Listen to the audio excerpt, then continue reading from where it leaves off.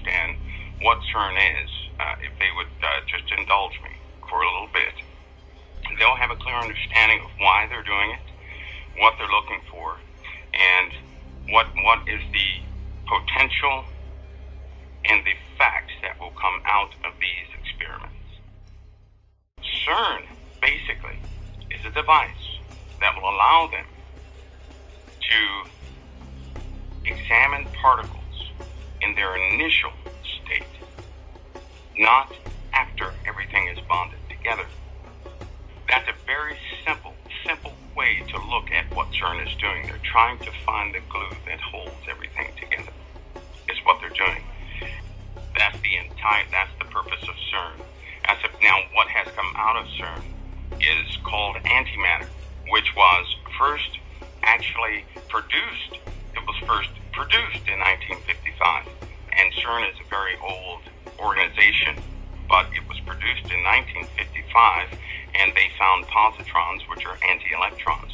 To understand what antimatter is, I'm going to have to explain the very bare basics of what matter is.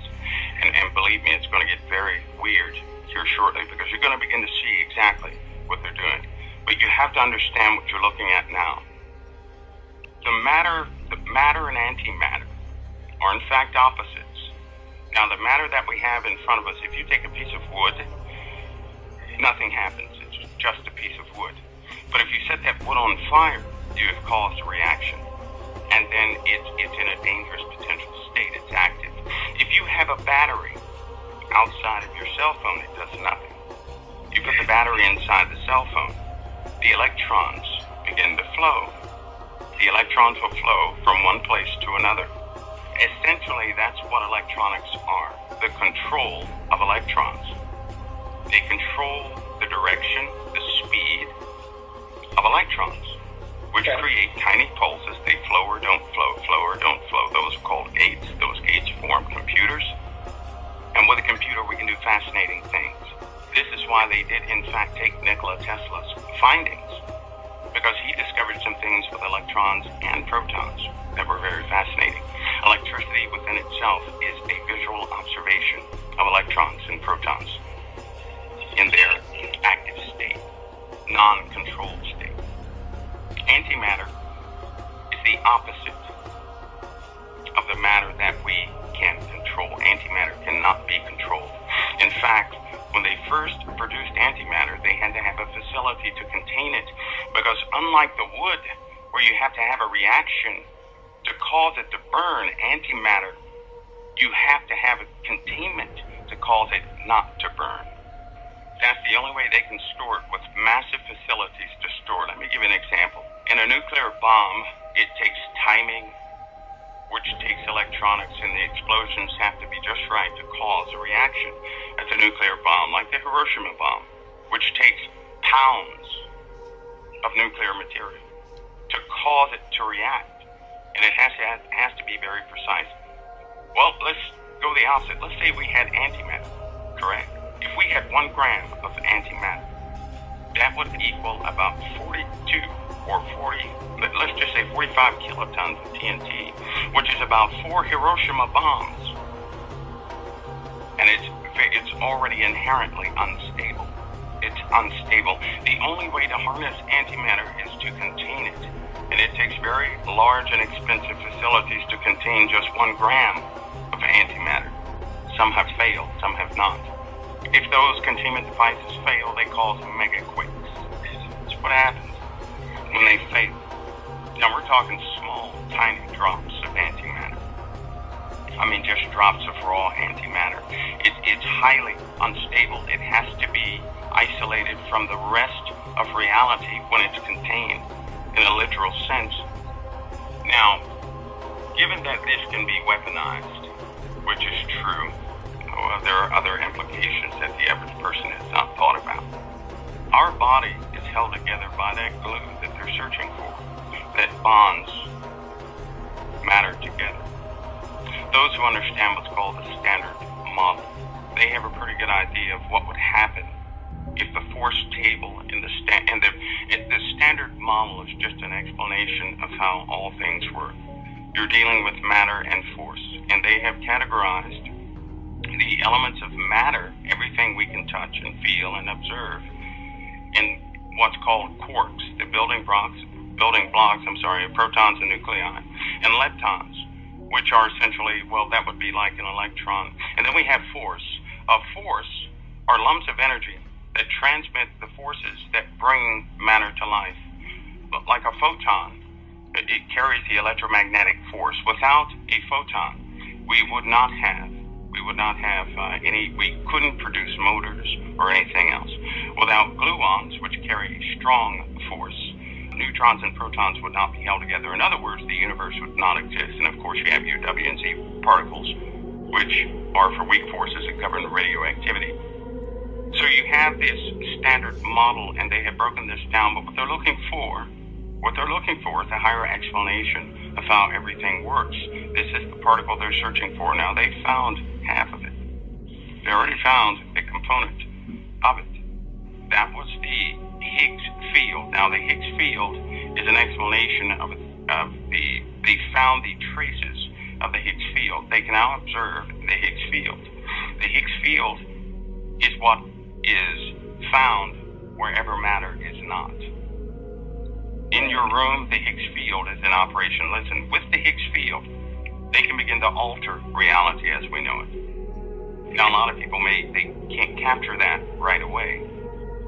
But you have to remember, our world is made up of matter. The antimatter is what we can't see, what we can't touch, what we can't feel, though we interact with it every day.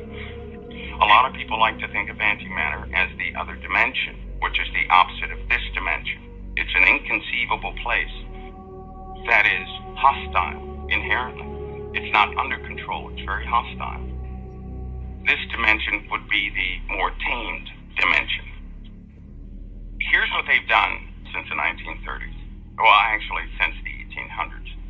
There was a group that studied nothing but the phenomena of paranormal activity, not like you've seen on TV, not like you've seen in Hollywood, not like anyone knows about.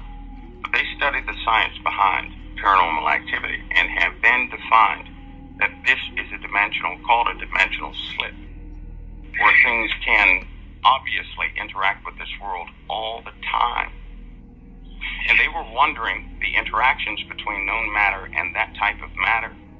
But they also found with antimatter, this antimatter can be absorbed by any realm of paranormal activity.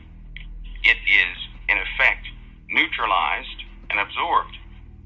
So there's a physical effect to the spiritual world in antimatter. And often, demonic entities and all these other paranormal things are attracted to antimatter. They're attracted to it. For every gram of antimatter that's produced, and then it's brought into this world, when they produce it, it attracts things from another dimension coming here. What is CERN going to do? Is to allow humanity to produce pounds of antimatter. People have a general understanding of matter, which we can touch and feel and observe, and antimatter, which we cannot touch, feel, or observe. However, it's working in tandem with the matter, because everything is balanced, the subject of Lucifer in the spiritual sense, because God gives everything balance. Everything has balance. There is dark, there's light, there's good, there's bad. Everything has balance. CERN has yielded so many results and gave a true definition of paranormal activity. It's beyond me that a lot of people cannot get this through the truth of the word. They can't. Antimatter is being pulled out of nowhere, out of this other dimension, which is nowhere, but everywhere. In consequence to that, they found out antimatter has a specific type of energy signature that they can, in fact, detect. This is how is part of the process of pulling it out. Well, as it comes to find out, some of the not-so-good consequences of this process has to do with the human psyche. Stephen Hawking, he understands the implications of what could happen. He understands how it can affect the psyche. For a long time, Stephen Hawking did not believe there was a God. For a long time, he didn't. But you see, something is changing with him. He is beginning to see that everything is so precise, it's impossible for it to be happenstance. I mean, everything down to a trillionth of a trillionth of a trillionth of a trillionth of a meter is absolutely precise. And he's beginning to change his mind. It's what's happening to him. He's changing his mind. He is now beginning to entertain the idea that what people call divine is in fact done by some sort of architect they have no concept of. Now, with the general basis of what Cern is doing, that's the basic idea of what they're doing, and that's exactly what they're doing with particles. Here comes the other part that's not so good. This is why they have to do another set of, listen, it's not just one experiment they're about to perform. This thing is going to run 6 months continuously, colliding protons near the speed of light to analyze particles, exotic particles that are made at the beginning of the Big Bang. That's why they call it the Big Bang machine. It's the only way to observe these particles, which wink in and out of existence in, a fraction of time. A fraction of time. And the consequence of this search to gather more and more of this matter, by the way, they have a more efficient method of pulling out or gathering antimatter, which is why they need to know the properties of some more properties of this particle they have described. Once they have these properties, they will be able to extract as much antimatter as they desire efficiently. It's right now, to obtain antimatter is very inefficient. It's very inefficient. In other words, to get a pound of it would take about 10,000 years at the current rate. It's just not going to work. CERN will allow them to do that probably within a week. But here's the consequence. They've observed the energy of both matter and antimatter. They found out that antimatter is intimately tied to every single life form on this planet. They found out that energy signature is the same energy signature in all life on this planet. All life, none excluded. Found out when any life form is in the presence of antimatter, the energy of the life form changes. The energy changes. I'll put this in basic terms. A person has both dark and light already in them. It's part of their makeup. It's what you can't live in a material world without antimatter. Nothing would exist. And so a person has both good energy, which would be this realm, this realm of matter, but they also have energy of antimatter. So they're connected. A person is connected to both realms at the same time on the energy level, and they don't even know it. They don't know it. And they have found, certainly, with all the experiments they have found out why paranormal activity exists. They know exactly what it is. They don't want to tell anybody. This is why they perpetuate foolishness on television. But every single person, every single life form is connected to that realm, that other realm, into this realm of reality all the time. Now, a person's thoughts, how a person feels, and doctors know about this too, how a person feels will determine which energy they draw from. You can draw from this realm, good realm, and you have positive results. That's called faith. That's why doctors believe in it. That's why they give out placebos. They know that if a person believes something is helping them, they have it within themselves to repair. They can command their bodies to be repaired simply based on belief. And people think they work. And people have recovered from cancer. People have recovered from back injuries. Quadriplegics have been repaired simply by their own faith. This other realm, because that energy is contained in another dimension, so to speak. That's the containment wall. But when a person draws that energy in, it is the opposite of this realm. In this realm, again, we have to light a piece of wood with a flame to catch it on fire. In that realm, it's already on fire.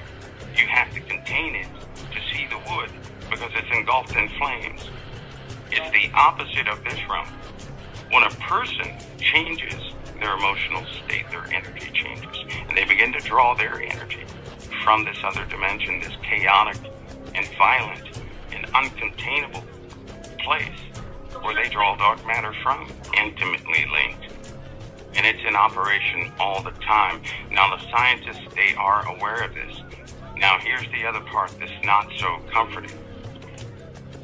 On the spring equinox, the forces change on the Earth, and they know this. They know that forces do change, which will, in fact, allow them to have better results. And believe me, it's timed perfectly. It is timed perfectly. With the basic introduction of what Cern is doing and what it is, and the dark matter and matter itself, now we get into the heart of the matter, of what's actually, there will be consequences. It's just that there have been consequences before. Nobody took notice, and the energy signature of dark matter, which, by the way, resides everywhere. But once you bring it into this realm, where we can actually see it and observe it, it attracts things from the other realm. Dark matter is tied to dark matter. Everything has a connection. Everything has a connection. That connection can never be broken by anything. If they bring dark matter into this realm, it's still connected to that realm where the dark matter came from. No matter how far away they put it anywhere, it's still connected. Because that realm is everywhere and it's still connected. Because it's connected, it effectively increases paranormal activity around where it's contained. And this is why they shift facilities of where they once kept dark matter in a college. I won't name it for the sake of the college, but the university. They had to move it to a deep underground facility because of what was happening to the people in the college. People began to have vivid dreams, nightmares. The violence began to erupt, and vile things began to happen in those places. And it's because it's a chaotic piece of matter. It is just chaotic. And it's very difficult to contain something that is so powerfully chaotic. This is what an explosion is, by the way. When an atom bomb explodes, it releases chaos. Chaos in the form of chemicals, reactions, and everything is out of order. An explosion is the absence of order. That's what an explosion is. When you contain something, you're giving it order. So it's controlled. Here's the worst part. Understanding that dark matter is always connected to its source, which is that realm where the dark matter came from, the realm that's all around us. Just imagine that dark matter being the ocean, right? Imagine this realm being the submarine. We're all in the submarine having fun, and we're doing our thing, and we have disagreements here and disagreements there. And then we find out there's a hole in the sub. But the hole is not, we thought the hole was in the sub, but it wasn't in the submarine itself. It was, in fact, in the people. The people's water inside their bodies began to increase based on their emotions. Let's just say that. And the dark matter can then come into this realm through people. That's, in fact, what they discovered in 1950. That people can also produce dark matter by way of, it's very minute, it's very tiny, but it's measurable, it's quantifiable. In fact, they now know how much energy a person has to have before they go absolutely berserk. They also know how much of that energy signature a person must have before an entity from that realm can possess them, which also allowed them to understand that not everybody can be possessed. Not everybody can be, the person has to be prepared. To be possessed, they have to be, in essence, they have to be a portal themselves to be possessed. Not everybody can be possessed. And so not to get way off target, but this dark matter is everywhere. That you know what, all these things, here's what, I mean, it really gets to me, is that these scientists, over the course of many years, have quantified, or they have calculated these things. They have extracted the truth, the facts, yet the Christians don't believe it. And these crooked people in certain places have already been harnessing this power for themselves, and it's been effective every single step of the way. In the scientific community, they see the facts. They know they don't understand it fully, and so they have experiments, and they learn along the way. In fact, they're obedient to their own disciplines, and we're not obedient to our own disciplines.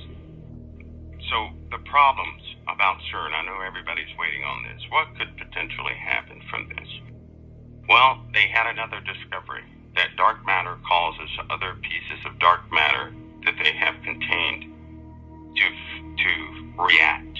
In other words, if you have a container, say you had a teaspoon of dark matter, and let's just say you had it in Pennsylvania, and somebody else had that same a teaspoon of dark matter in California, then as soon as the teaspoon of dark matter is exposed to the elements in Pennsylvania, it causes the dark matter in California to begin to activate.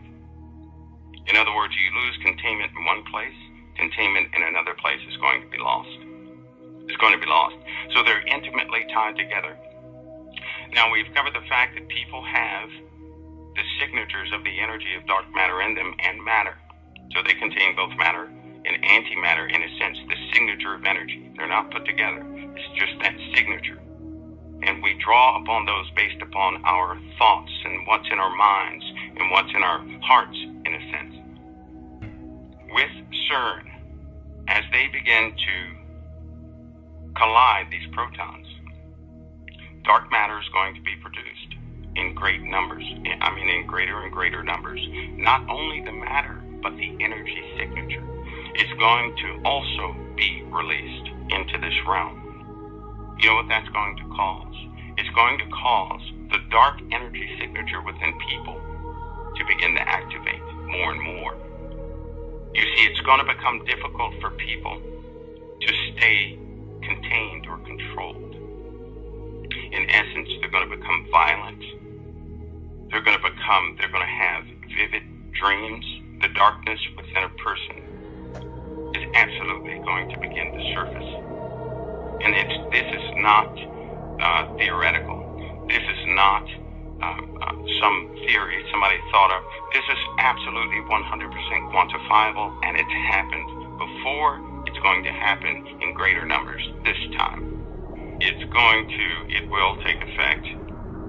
That's also been weaponized. Nobody knows this, and I probably won't be in trouble for this, but they have a weapon concerning dark matter that they can put within a country or a specific place to cause chaos.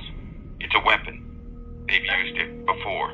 They can unleash this, and it can cause chaos anywhere they want chaos to be rampant. Also, there's something very important about that. I know this firsthand. There are often times you have to partake in the weapons development program, and you become a rat, so to speak, in a maze, to see firsthand what the effects are going to be. They found the force that holds the dark energy or the dark matter away from this realm. They call it the wall. There's another name for that. A name of which that those particles they're going to find, they found part of it. They're going to find the other pieces that are in that wall. And when they find the other pieces to this wall, they will then be able to undo that wall. There's another name for that wall. The veil. Call it the veil. It holds back that realm. They found out what's holding back the dark energy from, because it would be absolutely destructive if the two met. But they found out. Now with this as a weapon, there is no counter weapon to this. China is building an LHC facility. They're building a particle accelerator. There are, to present day count, about 14 particle accelerators in existence. 14, not just one. All the countries are vested in the Cern facility. Every single last country. But the United States, we have 3 facilities here. 3. I can't tell you where they are. One they began to build, but they couldn't, but they went ahead and built it anyway. It's in one of the biggest states in the United States, and it's there and it's operational. It's also going to be powered up during this time. I'm saying this because when this thing does power up, the immediate effects are not what I'm worried about. That's not my concern. The psychological effects on people is going to become quite evident. And I know that people will come under some strange attacks, some strange occurrences and incidents. Absolutely going to take effect. The collider, think of a collider as hundreds of nuclear explosions taking place within 1 second, and they're containing it. It goes beyond fusion. It's in a realm by itself when they collide protons. They are going to find these particles, and within months, they're going to put into motion what we talked about today, and people are going to feel these effects. And then this other realm is going to begin to spill over in multiple places, everywhere. Violence will increase. The crucial side of this is that with this show coming up, people are going to realize all too painfully what we've talked about today, but they have to start now. They really have to. They can't make excuses for their flesh anymore. And if we're smart enough, we can dive into them and grab their resources and pull them back into ours.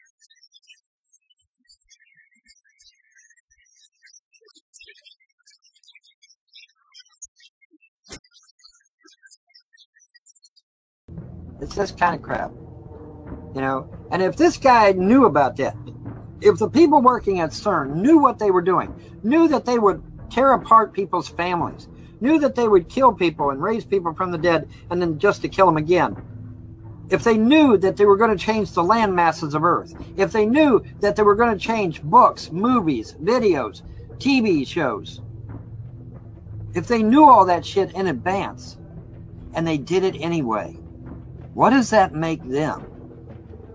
What does that make them, folks? An electron is a tiny, tiny bit of matter, like a tiny marble. Let's fire a stream through one slit. It behaves just like the marble, a single band. So, if we shoot these tiny bits through 2 slits, we should get, like the marbles, 2 bands. What? An interference pattern. We fired electrons, tiny bits of matter through. But we get a pattern like waves, not like little marbles. How? How could pieces of matter create an interference pattern like a wave? It doesn't make sense. But physicists are clever. They thought, maybe those little balls are bouncing off each other and creating that pattern. So, they decide to shoot electrons through one at a time. There is no way they could interfere with each other. But after an hour of this, the same interference pattern is seen to emerge. The conclusion is inescapable. The single electron leaves as a particle, becomes a wave of potentials, goes through both slits, and interferes with itself to hit the wall like a particle. But mathematically, it's even stranger. It goes through both slits and it goes through neither. and it goes through just one, and it goes through just the other. All of these possibilities are in superposition with each other. But physicists were completely baffled by this. So they decided to peek and see which slit it actually goes through. They put a measuring device by one slit to see which one it went through and let it fly. But the quantum world is far more mysterious than they could have imagined. When they observed, the electron went back to behaving like a little marble. It produced a pattern of two bands, not an interference pattern of many. The very act of measuring or observing which slit it went through meant it only went through one, not both. The electron decided to act differently, as though it was aware it was being watched. And it was here that physicists stepped forever into the strange netherworld of quantum events. What is matter? Marbles or waves? And waves of what? And what does an observer have to do with any of this? The observer collapsed the wave function simply by observing. How could I ever acquire enough detail to make them think that it's reality? Well, dreams, they feel real while we're in them, right? It's only when we wake up that we realize something was actually strange. Let me ask you a question. You never really remember the beginning of a dream, do you? You always wind up right in the middle of what's going on. I guess, yeah. So how did we end up here? Well, we just came from the, Think about it, Ariadne. How did you get here? Where are you right now? We're dreaming? You're actually in the middle of the workshop right now, sleeping. This is your first lesson in shared dreaming. Stay calm.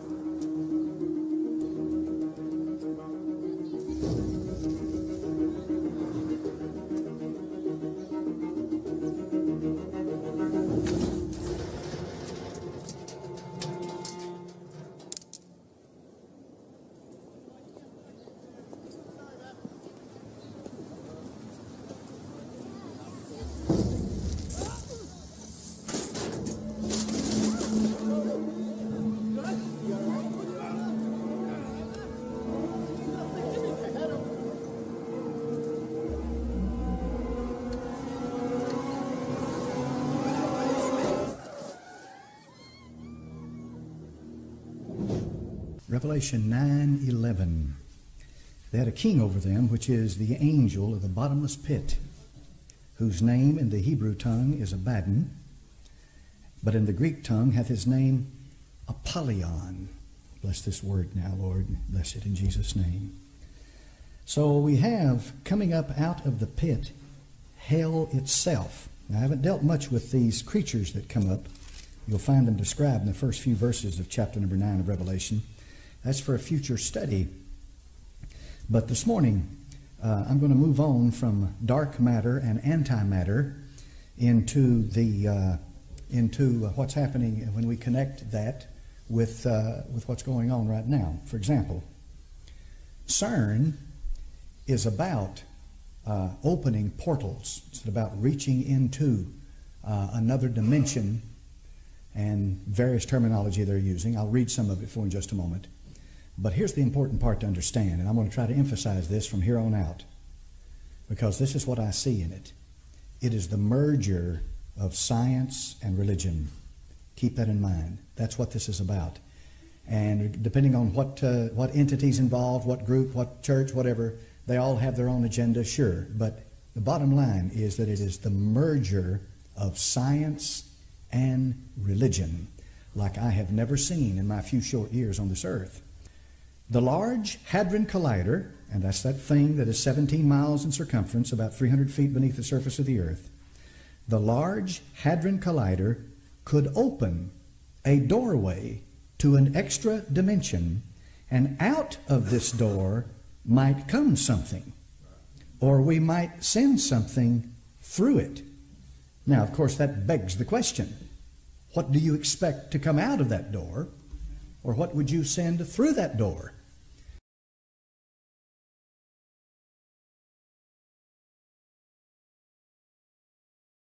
Below the ground near Geneva, Switzerland, lies Cern's Large Hadron Collider.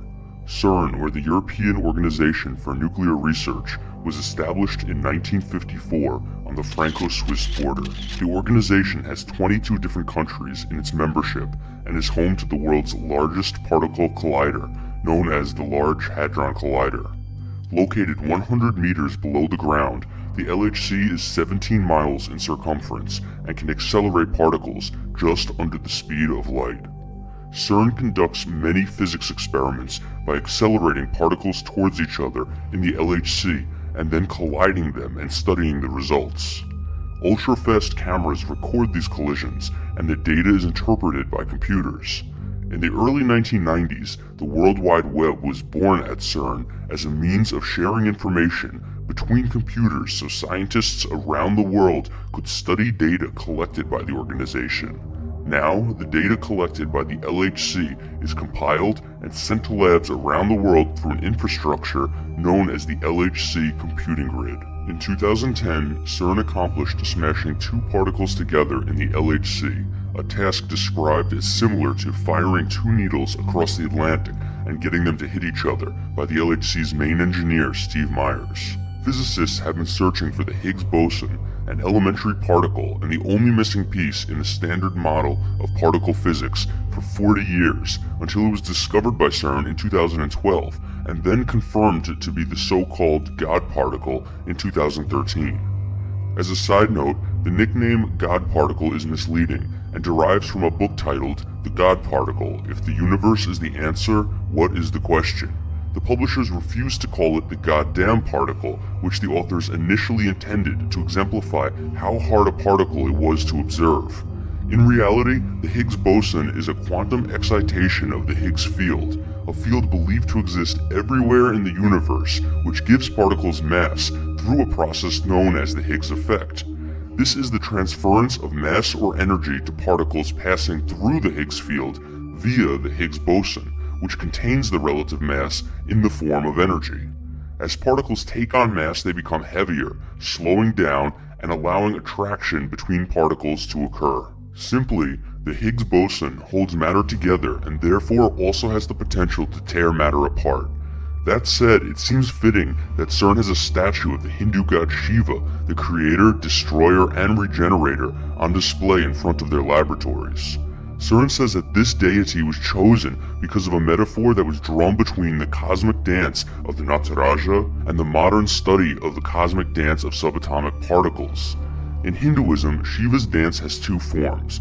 One is the Lasya form of dance, which is gentle and associated with creation, while the Tandaya is violent, dangerous, and associated with destruction. A plaque on the Shiva statue at Cern reads, "In our time, physicists have used the most advanced technology to portray the patterns of the cosmic dance." The metaphor of the cosmic dance thus unifies ancient mythology, religious art, and modern physics. However, there are many who fear that this statue is actually symbolic of Cern's intentions to rule this world like gods, controlling the dance of life from creation to destruction and through to regeneration. Many have speculated that Cern is the engine behind a satanic New World Order agenda.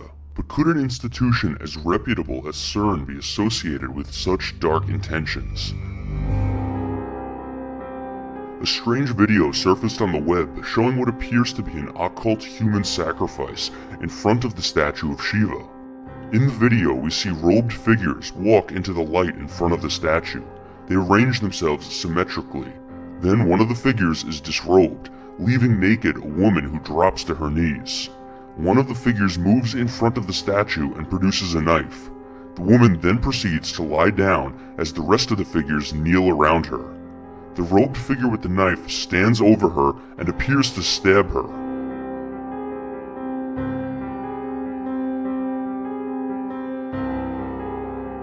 At this point, the cameraman starts running away frantically, cursing until the video ends on a shot of the Large Hadron Collider, revealing that we are in fact inside Cern. The entire video feels staged.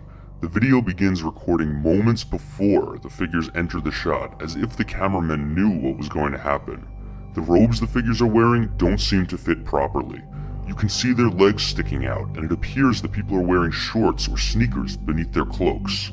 You would imagine a sacrifice like this would take place in a more secret setting, instead of in a well-lit area in plain view of Cern offices. After the woman is supposedly stabbed, we never see the results. The cameraman simply runs off, allowing our minds to hypothesize what might have happened to her. His shaky cam and string of expletives after the supposed killing seems contrived. Fuck.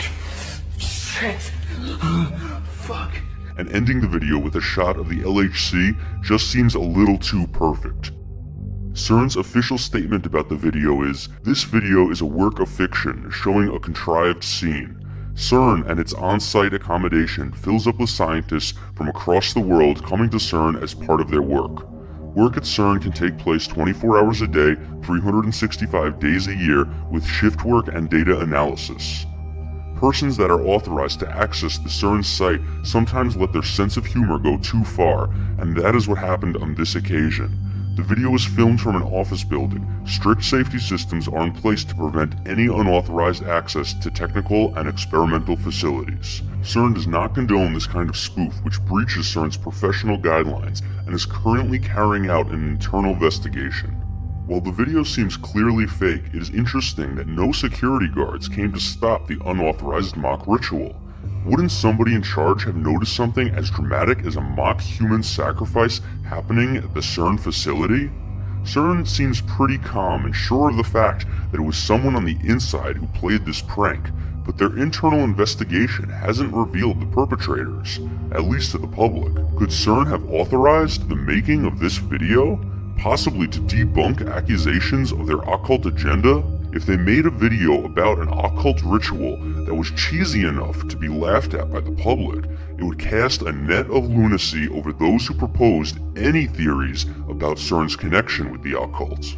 Let's investigate further. Follow me down. There are other odd connections between Cern and satanic symbolism. Cern's logo is designed based on a synchrotron particle accelerator. One source states, originally, the design was going to resemble the outline of a schematic of a synchrotron, but the problem with that was, Cern's logo would have looked like a black hole. Not good. So what we did with this logo design was remove a couple lines, shorten and angle a line in the opposite direction, off-center it all, then add another circle with a line sticking up to help break up the original design, and that's how Cern's logo came to be. However, these modifications conveniently changed the logo into a 666 design. Another interesting connection between Cern and the Satanic is that a large part of the facility is located in Saint-Jean-Pouilly, France. In Roman times, the Empire had a territory in this location with a temple in honor of Apollyon, which means destroyer, or Abaddon in Hebrew, which is associated with the bottomless pit. The people that lived there believed the location was a gateway to the underworld. Sounds a lot like a metaphor for the modern Cern facility, which is physically underground and may open doors to other dimensions as postulated by Sergio Bertolucci, who is the Director of Research and Scientific Computing at Cern. In Revelations 9:11, the Bible states, "And they had a king over them, which is the angel of the bottomless pit, whose name in the Hebrew tongue is Abaddon, but in the Greek tongue hath his name Apollyon." It is interesting to note that this chapter and verse together make 9/11, and at the World Trade Center Memorial Site, which commemorates the attacks on 9/11, we also find bottomless pit symbolism. Also related to the underworld is the Cernunnos, or the god of the underworld in Celtic polytheism. He is depicted wearing horns or antlers, which calls to mind another satanic underground connection in Switzerland.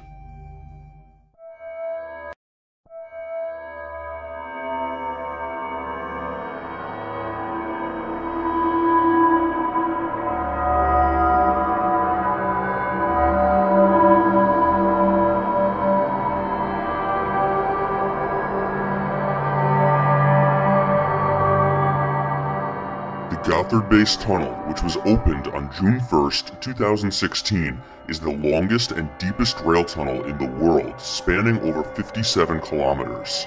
It cost a whopping $11 billion to build and took 17 years to complete. An elaborate opening ceremony was performed for some very powerful people, like Chancellor Angela Merkel of Germany, President Francois Hollande of France, and the Italian Prime Minister Matteo Renzi. The abstract operatic performance to mark the tunnel's opening, which was supposed to celebrate the ideals of European unification, was considered bizarre by most and satanic by many. The main actor in this surreal piece was a goat man who presided like Lucifer over the ceremony. Could this tunnel be connected, maybe even physically, with Cern? Follow me down. Before we get into the analysis of this ceremony, it is important to consider the date that the ceremony took place on. June 1st marks the time of year Saturn was closest to Earth in 2016. The name Satan is derived from Saturn. In ancient times, Saturn was thought to be the farthest planet from the Sun. The Sun represented light and goodness, and thus Saturn became associated with dark and evil. In paganism, Saturn was represented by the great god Pan, who was a horned creature, half goat and half man.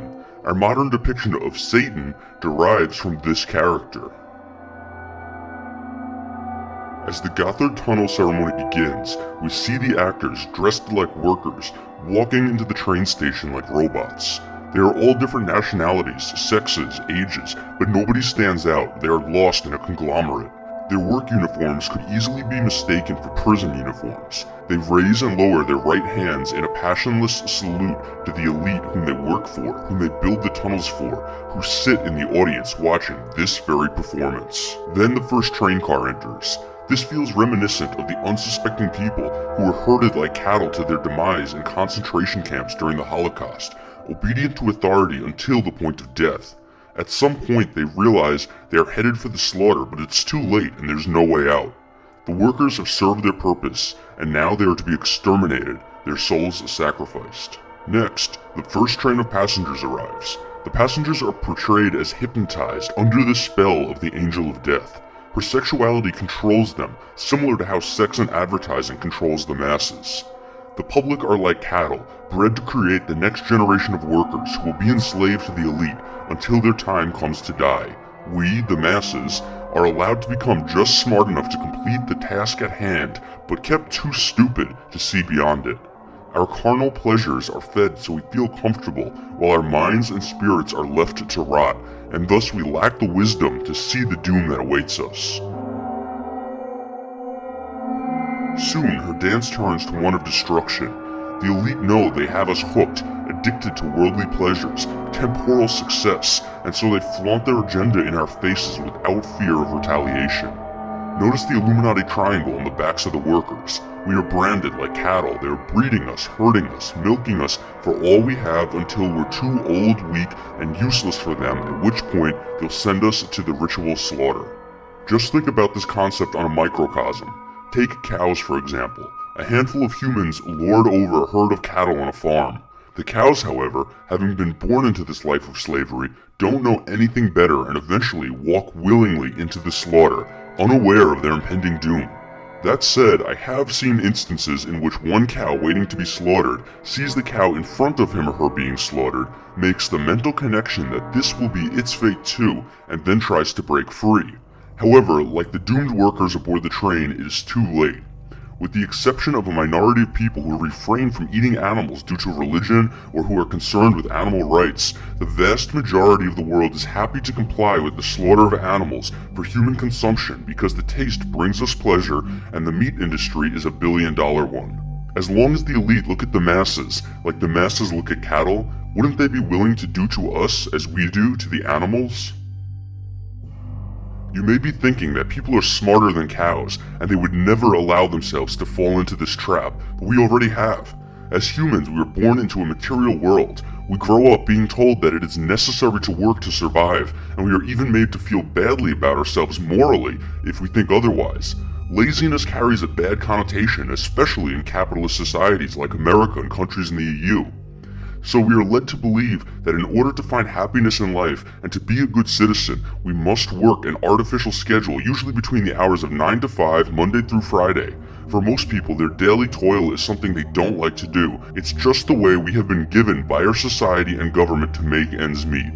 This cycle of work goes on until we are, say, 65 years old, at which point we are no longer of much use to the system. Most of us are physically and mentally ailing by that point thanks to a bad diet of GMOs and fluoride we've been kept on.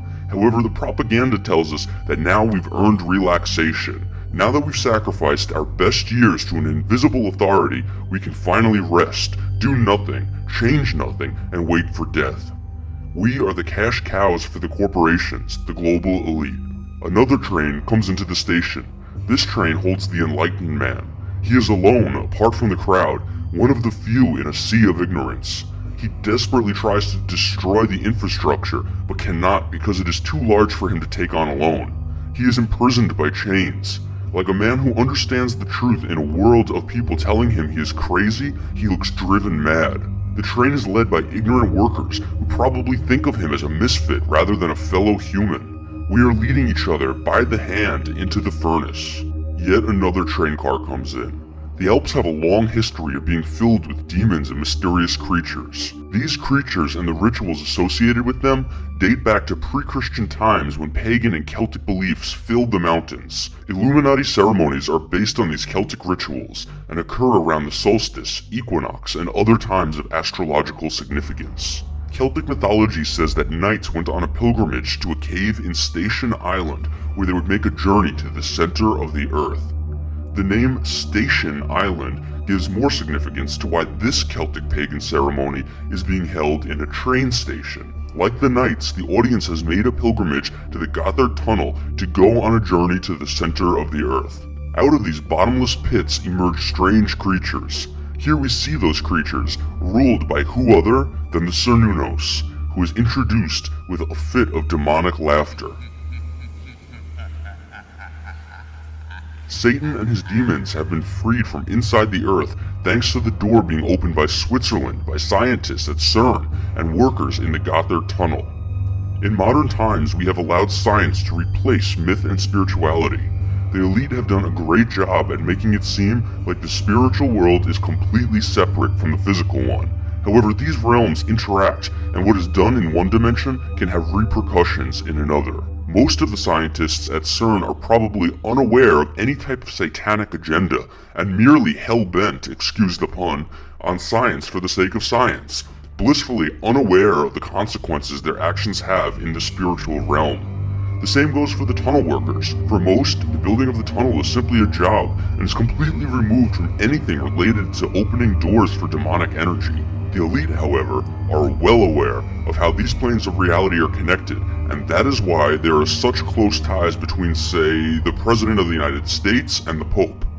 Before the ceremony started, he was blessed by a priest, a rabbi, and an imam, signifying a tie between religion, science, and art, just like the plaque on the Shiva statue at Cern points out.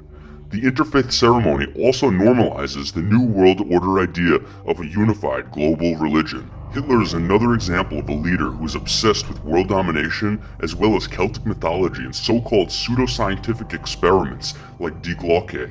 But I digress. A pagan procession enters the station.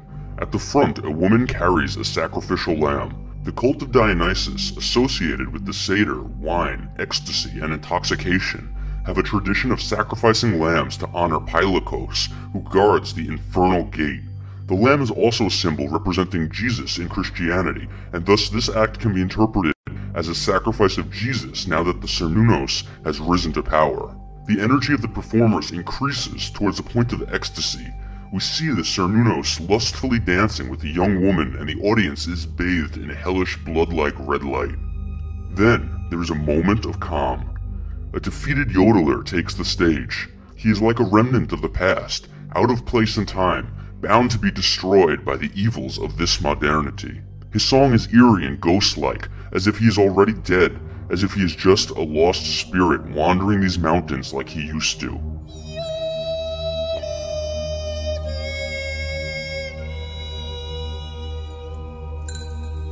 The light comes on red again, and he is seen fleeing the station. The satanic mist rises again, and the trains start rolling in. The enlightened man from the beginning of the performance can be seen again, only this time he is fixing the infrastructure rather than trying to dismantle it. Is there nobody who can break free from the oppression? A national anthem of sorts starts playing. A parade rushes in. People are decked out in fancy costumes. Politicians wave, clergy members wave, the Pope waves. The mood is joyous, celebratory. Despite this scene being the complete opposite of the pagan procession that occurred only a few minutes ago, it is perhaps the scariest part of the entire act because it is exactly what we would expect the opening ceremony of a tunnel to look and feel like. The scene is like a sick parody of all those ribbon-cutting ceremonies and town parades that we have become so accustomed to seeing. The message here is clearly that the last half hour of horrors is the pagan reality that lies beneath the surface of your manicured happy-go-lucky televised reality. The Pope better not take off those glasses, lest he wants to reveal his demonic soul to the public. The yodeler reappears. He sets a chair out for himself and starts eating lunch in the middle of the celebration. He seems happy and content. This all looks very normal to him.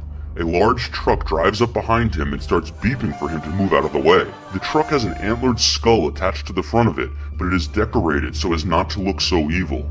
This is another clear meta symbol of how evil is hidden beneath the facade of celebrations such as this one, the Gothard Tunnel ceremony the audience is seeing. The celebration unfolding on stage is a celebration within a celebration, all which reduced to the reality of a pagan ritual.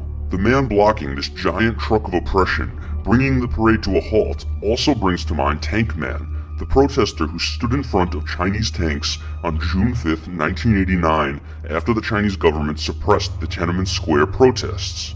This is particularly interesting because Tank Man is often used as an example of the Mandela effect. Many people have a clear memory of seeing a video of Tank Man being run over. However, the video that exists now shows otherwise. Cern has been blamed for creating the Mandela effect and other space-time manipulations. The parade descends into a sort of waltz, the public, the authority, and Satan all intermingled dancing together. A woman wears a false head indicative of Satan's deception, and a large red cloak of evil that envelops all of those below her.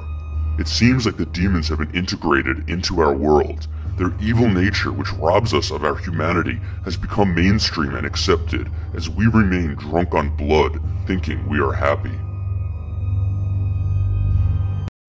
The next part of the ceremony begins outside and follows more or less the same narrative. Workers are hoisted up the projected rocky wall, only to fall back down to their demise, driving home the idea that their lives are expendable. The rock wall finally collapses completely as the tunnel boring machine used to carve out the Gothard-based tunnel breaks through. 8 workers' bodies are superimposed over the tunnel boring machine, making it look very similar to the Atlas detector at the LHC in Cern. Many have speculated that this device at Cern is actually a stargate or a portal that allows interdimensional travel, using the image of the tunnel boring machine and the tunnel workers to form another stargate or portal symbolizes the dimensional door opened at the Gothard base. On the surface, the tunnel is a means of physical transportation, but the deeper objective of the Gothard-based tunnel lies in opening a passageway to another dimension, an opening to the underworld. Claims of portals to other dimensions have existed since ancient times. One example can be found in Peru. The Gate of the Gods is a cutout in the giant rock near Lake Titicaca. According to legend, the first priest of the Incas activated a portal here using a golden disc that fell from the sky. Shamans witnessing the event explained that the man simply disappeared into the rock. He was never seen again. A circular impression can be seen in the rock, and many believe this is where the golden disc was placed to activate the Stargate. Another ancient portal is claimed to be beneath the temple of Seti I in Egypt. Inside the temple, strange hieroglyphics resembling a modern-day helicopter, spaceship, and boat can be found, suggesting possible time travel. Interestingly, many of the boats are said to carry souls from this life to the afterlife, which are painted on ancient Egyptian temples, resemble the shape scientists used to describe wormholes. Michael Schratt, a U.S. military aerospace historian and pilot, claimed that in 2003 the site was used to send an ET visitor home. Ben Rich, the former Lockheed Skunk Works director, once said, "We now have the technology to bring ET home." The Mutual UFO Network International Director Jan Harzen was dissatisfied with the abstractness of Rich's statement and inquired further.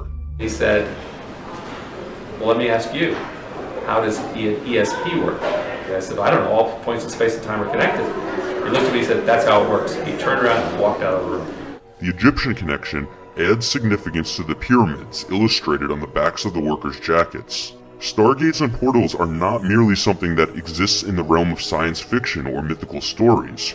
NASA describes these entrances and exits to wormholes as X-points, or electron diffusion regions. They occur in places where the magnetic field of the Earth connects with the magnetic field of, say, the Sun. When this happens, an uninterrupted path opens. These gateways open and close dozens of times a day, and can result in the flow of energetic particles which are responsible for heating the upper atmosphere, geomagnetic storms, and polar auroras.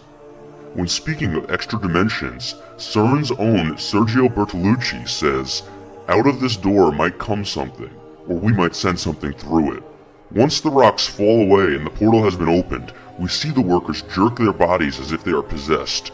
The demonic energy sealed behind the mountains has been released like the evils from Pandora's box and has infiltrated the souls of the workers, who begin to strip and spar with each other before descending into an orgiastic dance. The ritual orgy is very important in Satanism. Demonic entities feed like vampires on energy. When we are addicted to food, drugs, sex, anything that steals energy away from us, we can become victims, easily controlled and manipulated by those forces stealing our energy. The workers have become corrupted and are essentially invoking the devil. This is a microcosm of what is happening on a global scale as humanity gradually gives away all of its energy to dark entities like the global elite who are ushering in a new world order under false pretenses. Be wary when you hear governments or elite individuals using phrases like humanitarian act, unification, or freedom when describing policy goals. On the video screen, we see workers falling to their death down a bottomless pit. Another way to think about a bottomless pit is a wormhole to another dimension, a tunnel to the underworld. And then, 3 ghosts rise from the pit. A giant eyeball like the Illuminati's all-seeing eye watches over the ceremony as the stripped workers return, now as ghosts, draped in veils. We have been sacrificed, our energy used to usher in Satan's rule. The face of the Cernunnos appears on the screen. 3 scarab beetles rise. In ancient Egyptian mythology, the scarab beetle is associated with the solar god Khepri, who pushes the sun across the sky as a beetle pushes a ball of dung. During the night, the sun is believed to be rolled through the other realm. Therefore, the god Khepri and scarab imagery represents creation, rebirth, and transmigration of the soul. In this ceremony, the souls of the workers have been reincarnated as ghosts of the underworld. The backs of the scarabs have a skull designed on them, which further insinuates that in this reality, we are more likely to be reborn as the living dead than anything human. A ring of eyes watches over the performance. Some of the eyes seem drugged, nearly asleep, while others seem afraid, much like the eyes of the workers who are either ignorant and thus metaphorically asleep, or wide awake in terror. The eyes, especially the unblinking eye in the center, are also reminiscent of the Illuminati's all-seeing eye, which presides over all good and bad, much like Shiva in Hinduism. The all-seeing eye, such as depicted on the back of the $1 bill, comes from the Eye of Horus. Horus is said in ancient Egyptian mythology to be the sky, the sun his right eye, and the moon his left. The Eye of Horus, or sometimes Wedjat, another powerful solar god, represents royal power given from deities. Considering the earthly atrocities government elites are willing to commit, it seems that they must believe in a divine right to rule, and so the Eye of Horus is a perfect representation of their theory, or rationalization. This image of an eye of ultimate control, or more specifically a ring of eyes, also has biblical roots, such as in Ezekiel 1:18, which speaks of wheels covered in eyes representing God's ultimate awareness over good and evil and ultimate control over nature. The global elite obviously emulate this type of knowledge and power, as it is shown through their attempts in institutions like Cern to control and alter the nature of reality. Once again, the all-seeing eye is a perfect symbol to represent their agenda. The screeches of one of the spirits can be heard as the Cernunnos brutally rapes her.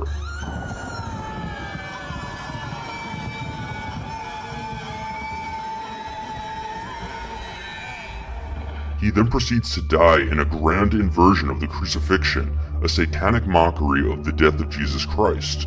His disciples stand in back of him, laughing instead of wailing. We see an upside-down tree of life playing in the background as the procession enters in what looks like a black mass, a grand inversion. The time of modernism is here, man fused with the machine, a time of technological sexuality, transhumanism. Much like part 1, a celebration ensues. Politicians stand with townspeople, workers, and the devil. They move in slow motion, referring again to Cern's manipulation of time, and then snap back to normal movement, revealing that it is not they who are in control of their actions, their perceptions of time. Clocks move back and forth out of time. The lady in red, draped in blood, draped in evil, takes center stage. Pregnant with the spawn of Satan, she labors in childbirth until eventually bearing the Antichrist, ushering in a new age. An age that flips Christianity on its head. The demons move into the audience, taunting the public, connecting this show with reality. The end of the performance commences with the actors bowing to the clock, honoring time, the unnatural structure. The physical train arrives on time, again driving home the message that this ceremony is all about time, its manipulation and creation.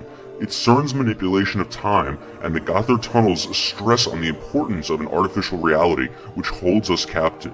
Aside from the dark spiritual sides of these Swiss portals, there are many from the scientific community who also have doubts about Cern in terms of the physical safety to our planet. Others have spoken out about the railway, its destruction of nature, and its invitation of big business to a previously pristine area. Lawsuits have been filed against Cern in fear of them creating black holes, ripping a hole in the time-space continuum, and destroying the Earth. But luckily, this hasn't happened yet, or at least as far as we know. Could Cern have destroyed this planet in another dimension, an alternative reality? Just look at the music video they released in 2014 to Pharrell's song Happy.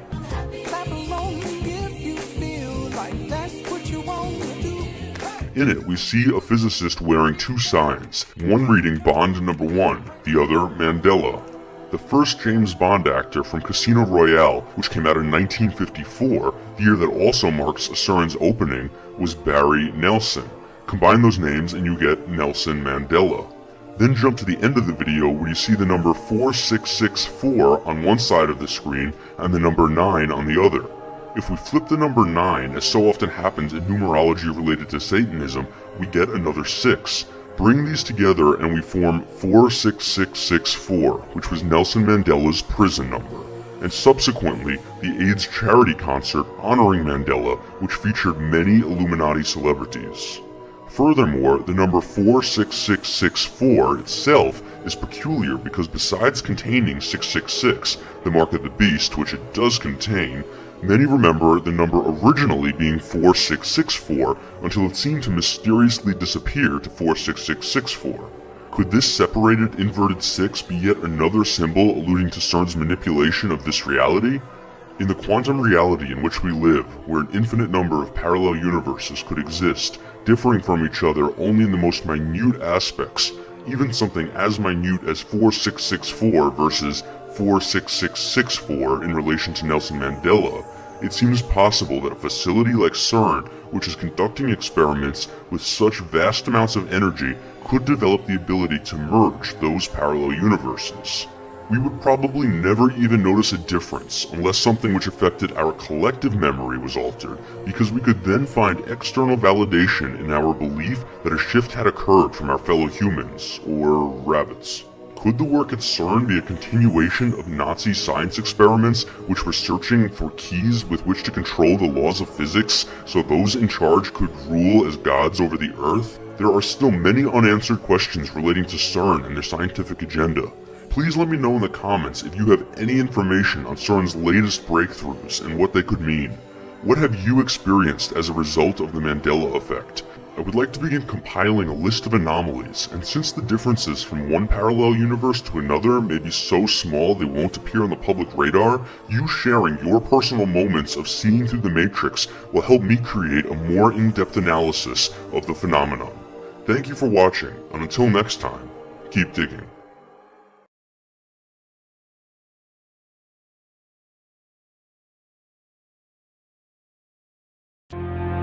Left you a message about something that is happening right now while you're sitting in this auditorium. It's in Cern, Switzerland. Now, you may not be aware of what's going on over there, but there's a thing over there that's called a Large Hadron Collider, and it is an accelerator. It accelerates particles and then brings them to the point of collision. So this Large Hadron Collider was started up just a few days ago, and it's still in the initial process of being brought online completely. You say, what in the world does something like that have to do with me and the Bible? It has a lot to do with you and the Bible. I cannot and will not attempt to speak as a physicist. It would make me look like a fool.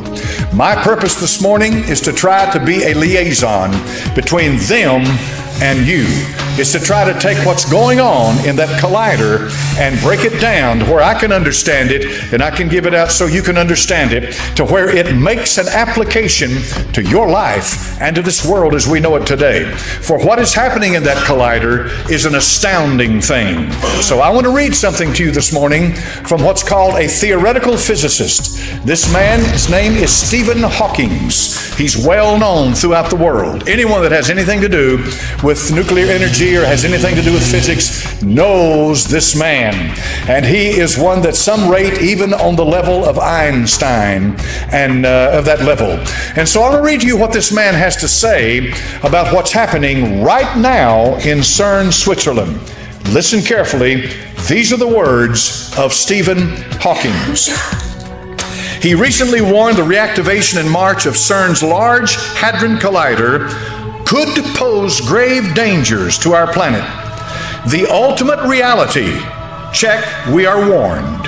Hawking has come straight out and said the God particle, and this is what you've heard referred to time and again as the Higgs boson particle, the God particle found by Cern could destroy the universe. Now let that settle in. This man is an atheist, and he says there is no God. Yet he says that what's happening right now in Cern, Switzerland, and I'll give you what they're trying to do in a moment, what's happening at this very minute in Cern, Switzerland, has the potential to destroy the universe. This is a theoretical physicist. Now, physicists come in all kinds of sizes. Astrophysicist Neil deGrasse Tyson has also sounded the alarm in a hypothetical manner by telling anyone who might want to blow up a planet how to do so is this Cern's attempt to do so by attempting to recreate the Big Bang within a man-made structure. This has frightened Stephen Hawking so much. Do they know that they know what they are doing? And that's sort of the stage we're at right now. We're getting closer and closer. We think it looks very much like the Higgs, but we're not sure yet. We need to get a little bit closer to be absolutely certain. Ask yourself, how much energy is keeping it together? Neil deGrasse Tyson told co-host Eugene Merman on his Star Talk radio show, then you put more than that amount of energy into the object, it will explode. Now I think I've got your attention. I've quoted two physicists. These are scientists. These men do not agree with what's happening in Cern, Switzerland right now. There is a 17-mile long accelerator that lies 300 feet beneath the surface of the ground. This area is where France and Switzerland come together. So part of this accelerator is located in France and part of it in Switzerland. It is a joint European project. The United States of America is there as an observer, but the brain power that's going in to this experimentation originates in Europe. They are attempting to recreate what they believe happened that brought all of this into existence as being the Big Bang. Now, you and I know from the book of Genesis, chapter number 1, that in the beginning God created the heaven and the earth. He spoke it into existence. They are finding things, and this is what's important for us to understand today. They are discovering things that they did not expect to discover as they get deeper and deeper into this experimentation and development and research and so forth. They are beginning to find out that there is a whole lot more to the creation than they had ever given thought to before. They're beginning to find out that there's something going on here that boggles the human mind, that literally blows us apart when we try to even comprehend what's happening. This 17-mile long underground tube that is located there in Switzerland has, I think, 4 or 5 different points where they collide with, some say, protons and maybe something else, but particles that are being moved at or above the speed of light inside this collider. Now, for your information, there is one near us in Oak Ridge, Tennessee, but it is not nearly as large as what we're dealing with here. And apparently, the larger the collider, the more speed that they can attain, and the more they're able to get deeper into what they're looking for. They're looking for the very building blocks of what brought all of this together. To give you an analogy, let's say you have a house. You observe that house, it's beautiful. You think, my goodness, let's see how this is put together. And so you start taking the house apart and you expect to find nails, but instead you find glue. That fascinates you that much more because you find glue holding this house together. You wonder to yourself, what was this glue like before its hardened state? Because you see, once the glue glues the things together, it hardens, solidifies. They want to know what the glue was like in its liquid state. So they're going through this to go back to that point to where they can separate and find out what this was like then. And by doing that, of course, they can build on the information and knowledge that they attain. Now, what's going to follow in the message this morning is the implications of what's going on. But let me give you just a little bit of what has been happening. Where they have done this experimentation, strange things are happening, unexpected by the scientists. Paranormal phenomena, they like to call it. Apparitions, ghosts, all kinds of demonic spirits are beginning to manifest themselves in ways. Here we have, in Cern, Switzerland, a huge wheel. Inside that wheel is a Hindu god, and his name is Shiva. He does a dance of destruction inside that wheel, and his purpose is he is one of the triad gods, one of the greatest gods of Hinduism. Shiva, Vishnu, and Brahma. Brahma is the god of creation. Vishnu is the god of preservation, but Shiva is the god of destruction. The way the Hindu sees it is that when Shiva destroys, it's not for the purpose of annihilation. He destroys so that Brahma can come and recreate. So now when the Hindus, since they're scientists to CERN. They put this out there in front. And so what these people are doing with the collider is destroying what comes together, but for the purpose of recreating and find out what brought it into existence to begin with. Are you following me? Now here we have men that are scientists on an average of an IQ of anywhere from 160 to 200 or even above.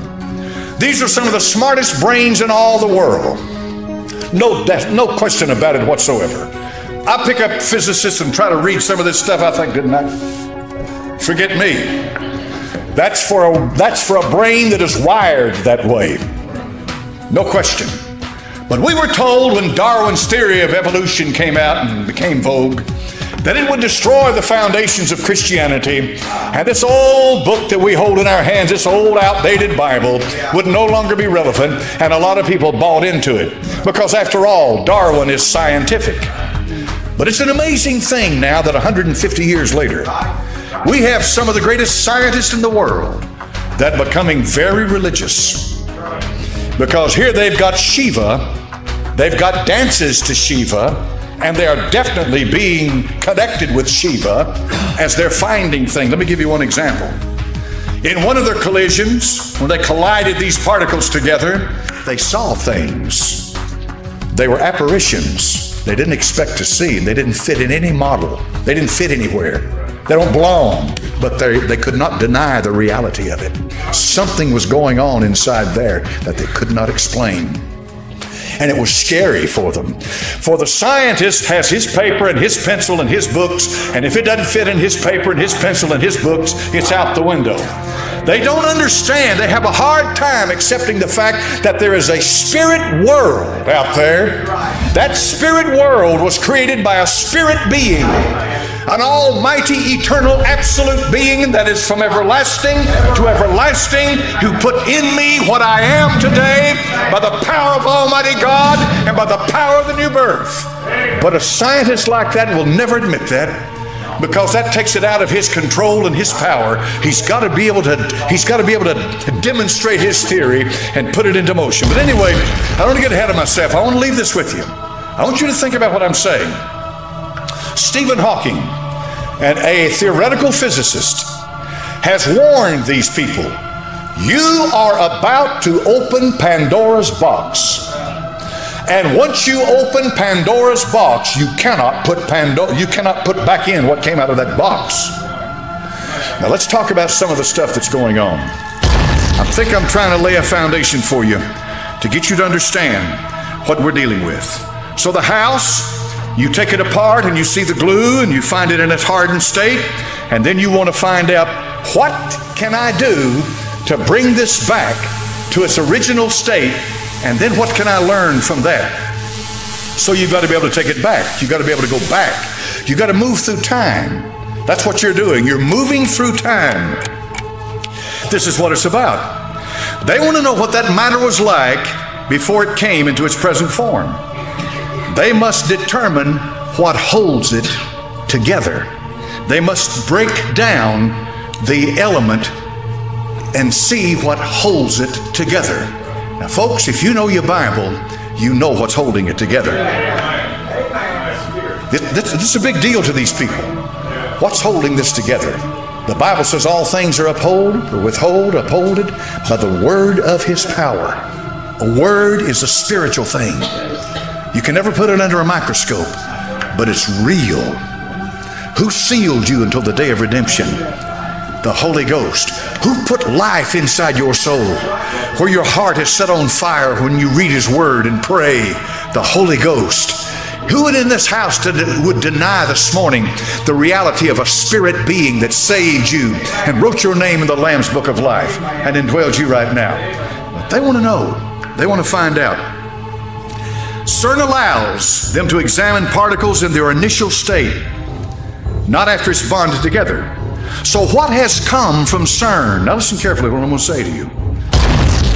This is not exhaustive, but this is what I've gotten so far. What has come out of this? They have a list of their accomplishments, their achievements, and all of that. That's all well and good.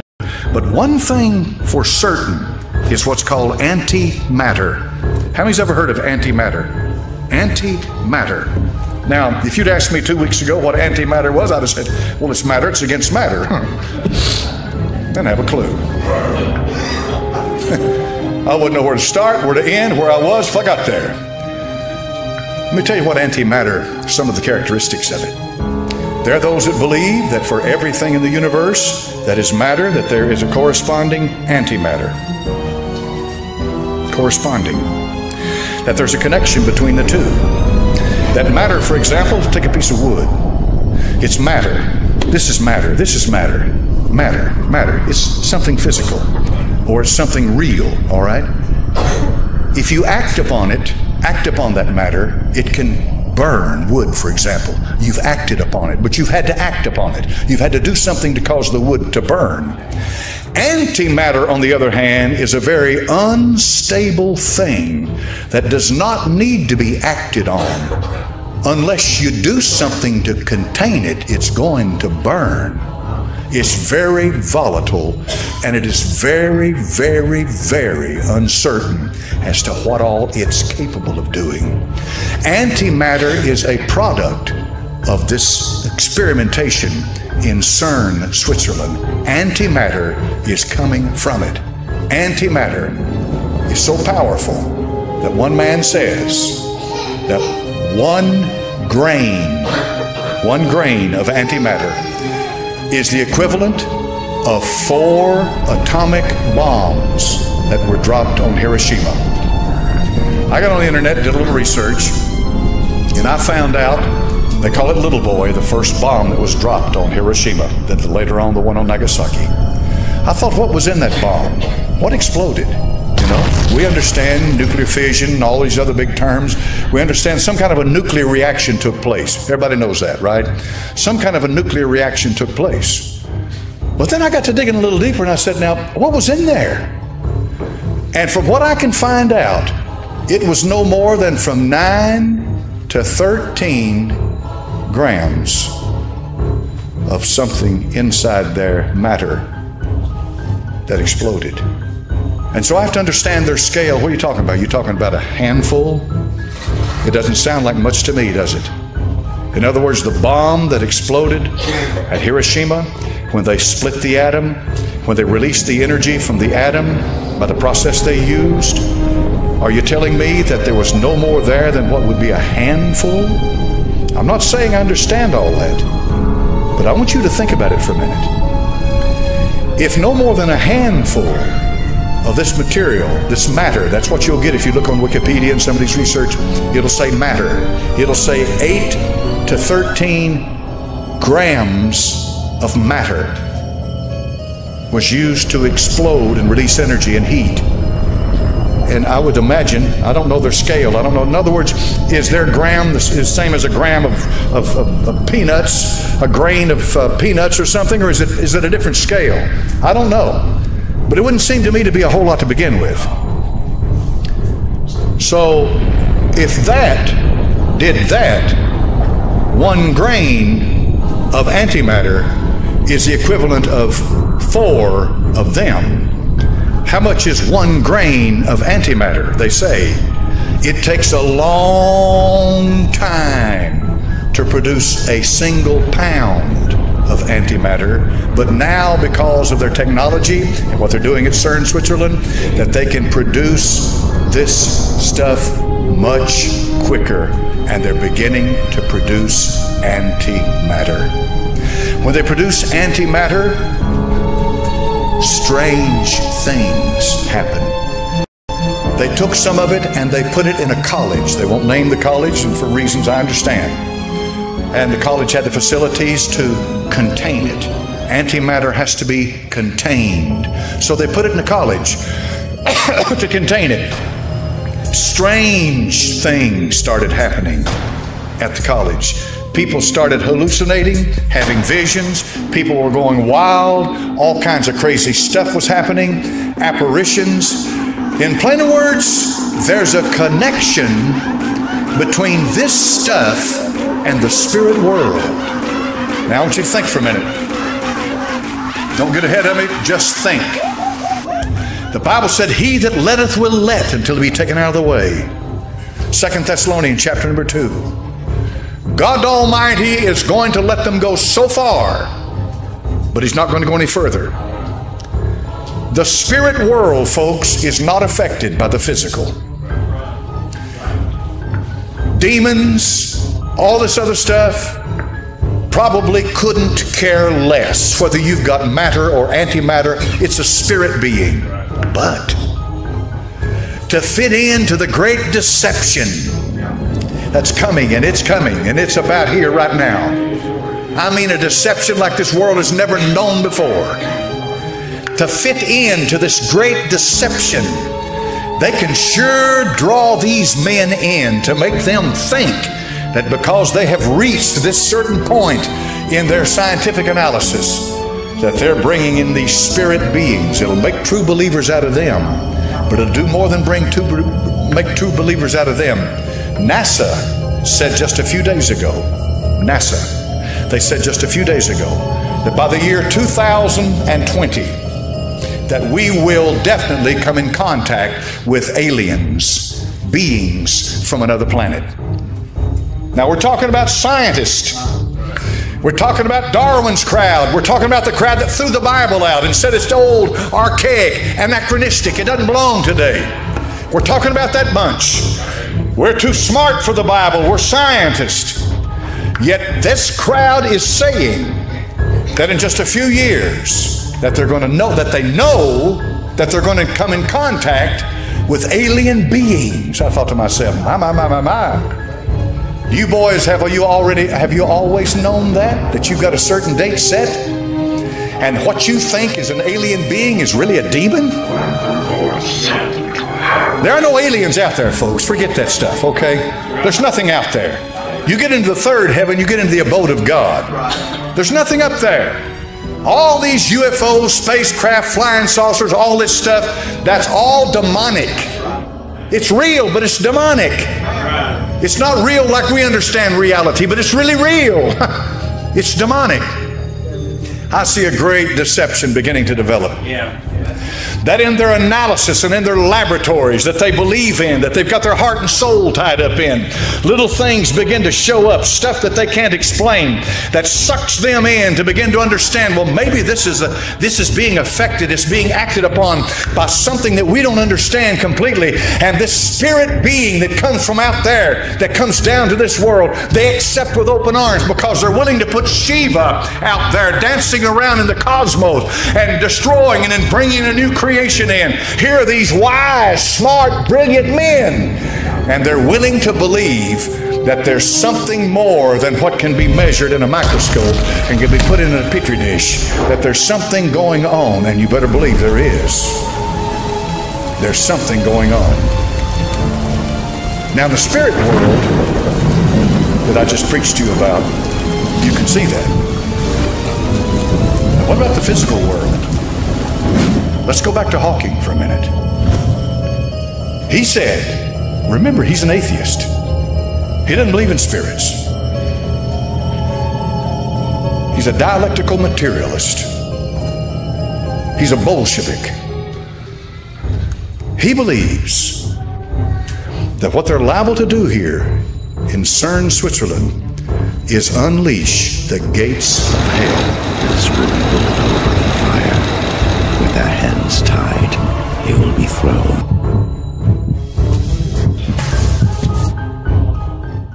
Sorry, I dropped my Ray-Bans.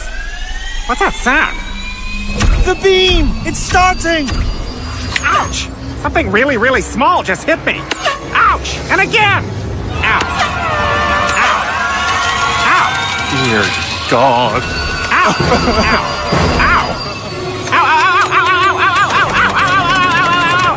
I feel like I'm gonna fart. I feel like I'm gonna fart.